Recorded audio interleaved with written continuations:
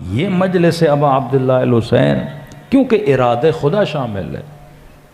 آج کون ہے جو لوگوں کو سدھار رہا ہے؟ آج جن شیعوں کا امام پردہ غیب میں ہے، ان کو کوئی خط دکھانے والا کون ہے جو ان کو منظم کرتا ہے؟ کون ہے جو 10 لاکھ شیعوں کو عاشورہ کے جلوس میں یکجا کر دیتا ہے؟ کون ہے جو پوری دنیا کے شیعوں کو کربلا میں ملینز کی صورت میں جمع کر دیتا ہے؟ دیکھو، کوئی لیڈر ہو تو سیاسی جلسہ ہوتا ہے، لیڈر نہ ہو تو جلسے کیسے؟ ایک سیاسی قیدی جیل میں ہے نا، بڑی کوششوں کے باوجود جلسہ نہیں ہو پا رہا کیونکہ لیڈر نہیں ہے۔ لیکن سوال یہ ہے کہ یہ کیسی قوم ہے جن کا امام غیبت کے پردے میں ہے، 20 ملین لوگوں کو کربلا میں جمع کر دیتے ہیں، 10 لاکھ لوگوں کو عاشورہ کے جلوس میں جمع کر دیتے ہیں۔ یہ کون سا بندوبست خدا نے؟ دنیا پریشان ہے۔ مسلمانوں میں وہ اتحاد نہیں جو شیعوں میں اتحاد ہے۔ کسی امت میں اتنا رنگ نظر نہیں آتا یکجہتی کا جتنا ان میں نظر آتا ہے۔ مطلب کس نے ان کو سکھایا کہ عاشورہ کا دن ہے، 40 کا دن ہے، کالا لباس پہنو؟ ان سب کا رنگ ایک ہو جاتا ہے، ان سب کی عادتیں ایک جیسی ہو جاتی ہیں، سارے کے سارے سبیل لگاتے ہیں، سارے کے سارے خیرات کرتے ہیں، سارے کے سارے جمع ہو جاتے ہیں۔ کائنات میں نے 2 وجودوں کو دیکھا جو لوگوں کو جمع کرتے ہیں، یا مکے میں خدا کا گھر ہے یا کربلا میں حسین کا روزہ ہے۔ یہ لوگوں کو جمع کرنے کا سلیقہ اور طریقہ کس سے نظر آتا ہے؟ وجود امام ہے جو آپ کو سکھاتا ہے۔ اب امام نہیں تو خدا نے عدم موجودگی امام میں ایک بندوبست کیا جس کو فرش عزاء حسین ابن علی بولا جاتا ہے۔ یہ مجلس حسین ہے جو آپ کو جمع کرتی ہے۔ لیکن سوال ہے جمع کیا کیوں جاتا ہے؟ ہدف الہی کیا تھا کہ ہر سال ہمیں کہا جاتا ہے کہ رو یا رلاؤ، اور اس رونے کی فضیلت اتنی ہے۔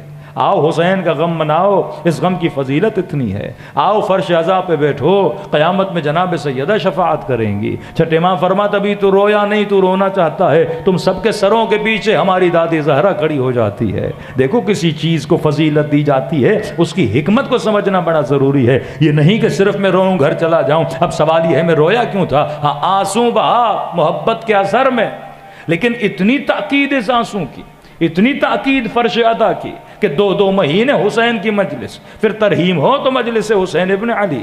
فرمایا رونے کا فائدہ اتنا ہے، فرمایا اس آنسو میں اتنی طاقت ہے، اگر چاہے تمہارے گناہ ریت کے ذروں سے بھی زیادہ ہوں، اگر خلوص سے دل سے آنسو بہایا جائے، خدا سارے گناہوں کو معاف کر دیتا ہے۔ کیوں پروردگارا؟ فرمایا کیونکہ غیبت کبریٰ میں خدا نے ایک امت بنانی تھی، اور اس امت کو بنانے کے لیے جس کو خدا نے نقطہ ثقل بنایا، مرکز کشش بنایا، مرکز ثقل بنایا کہ جس پہ لوگ جمع ہو جائیں، اس امام کا نام حسین ابن علی تھا۔ یہ حسین ہے جو دلوں کو جمع کرتا ہے۔ اب کشش ہوگی امام حسین میں تو لوگ جمع ہوں گے نا، کشش ہوگی کربلا میں تو لوگ جمع ہوں گے نا۔ آپ کسی سنی کو بھی لے جاؤ اپنے خرچے پہ ایک بار کربلا، اگلے سال وہ خود جائے گا۔ اپنے بچے کو لے جاؤ 40 پہ، اگلے سال وہ خود جائے گا۔ یہ خدا نے خود بخود ایک کشش رکھی ذکر ابا عبداللہ الحسین میں، کیونکہ جیسے جیسے یہ اس نظام حسین سے جڑتا جائے گا، یہ نظام خدا سے جڑتا جائے گا۔ اب سوال خدایا، کہیں پہ 10 لاکھ، کہیں پہ 20 ملین، یہ لوگوں کو جمع کیوں کر رہے ہو؟ تو اللہ کی آواز آئے گی، میں ایک معاشرے کو تربیت دے رہا ہوں تاکہ جب مہدی زہرا ظہور کریں، یہ معاشرہ اس مہدی کے لیے تیار ہو۔ معصوم کی روایت پڑھ رہا ہوں، پوچھا کہ امام زمانہ کا ظہور کیوں نہیں ہوتا؟ فرمایا من خوف القاتل، خوف ہے کہ امام کو قتل نہ کر دیا جائے۔ جب تک تم اتنے مضبوط ہو جاؤ کہ اپنے امام کی نصرت کر سکو، اپنے امام کی مدد کر سکو، کوئی مسلم کوفے میں تنہا نہ رہے، کوئی امام کا نمائندہ تمہارے شہر میں آئے تک وہ تنہا نہ رہے، تمہیں ٹریننگ دی جا رہی ہے سبیلیں لگا کر، پاؤں دبوا کر، جوتے پالش کروا کر، ایک دوسرے کی محنت و زحمتوں کو خرچ کرا کر، ڈاکٹر کو کربلا بلاتے 40 میں فری سروس دلا کر کہ کہ دیکھو ایک دوسرے کے لیے اس طرح سے کام کرو، ایک دوسرے کی اس طرح سے خدمت کرو. اور جب امام کا نمائندہ آئے گا تو یہ ساری خدمتوں کی پہلے سے آپ کو ٹریننگ ہوگی. اب کسی کو زحمت نہیں ہوگی پیسہ خرچ کرنے پر، کسی کو زحمت نہیں ہوگی پاؤں پہ چھالے پڑنے پر، کسی کو زحمت نہیں ہوگی اپنے گھر کے دروازے مومنوں کو کھولنے پر. جب ایک ریولیوشن اور ایک تحریک کھڑی ہو جائے گی تو اسی طرح اپنے گھر کے دروازوں کو کھول دینا، تاکہ اس تحریک میں حصہ لینے والے کوئی بھوکا نہ رہے، کوئی پیاسا نہ رہے، کوئی بغیر مدد کے نہ رہے. تم ہر شے ان پہ قربان کرنے کے لیے تیار ہو جانا، کیونکہ جب امام آئیں گے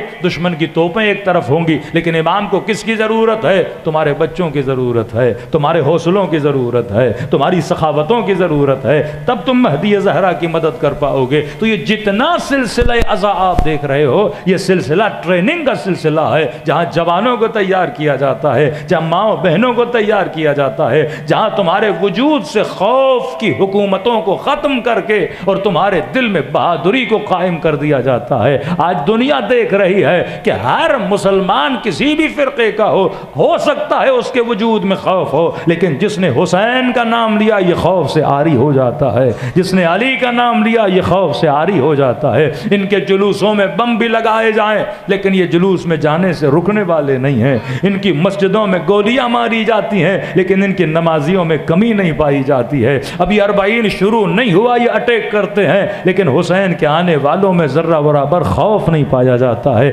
ان کو دھمکیاں دی جاتی ہیں بم گرائیں گے، یہ روڈوں کو بھر دیتے ہیں کہ جتنا مارنا ہے مارو، کیونکہ ہمارے امام وہ ہیں جو کبھی موت سے گھبرائے نہیں ہیں بلکہ اتنی محبت کرتے تھے کہ فرمایا واللہ لابن ابی طالب انس بالموت من الطفل بصدی امہ، کہ اللہ کی قسم علی کو موت سے اتنی محبت ہے جتنی چھوٹے بچے کو اپنی ماں کی چھاتی سے محبت ہوتی ہے.